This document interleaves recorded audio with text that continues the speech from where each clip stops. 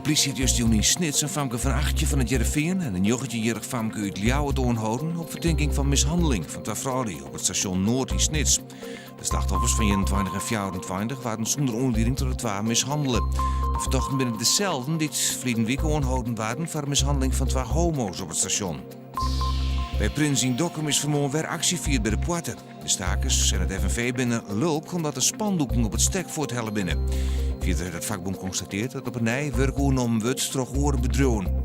De joggende stakingsdag in Dokkum en de sfeer werd heel iets krimietiger.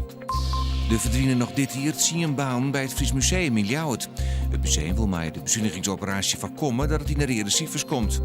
Toch de geplande reorganisatie krijgt het Fries Museum na ingang van 2014 een zoene-exploitatie. Cambuur had de inhaalwedstrijd in Limburg tegen Fortuna Sittard maar 1-0 verlen. Die eerste goal vol in de 63e minuut doet de bal voor Ramon Voorendel plofte. Die kon makkelijk in zitten. Op een stream in Fields waren de auto's voor te min vuurwerk. Cambuur bleef sechste, maar 41 punten uit 24 wedstrijden. Joen wisseling bewolkt en rond 3 graden frost. Morgen een soort bewolking, maar meest droog. Dus dit een koude, vrij krachtige eerste wien en het wordt dan 2 graden.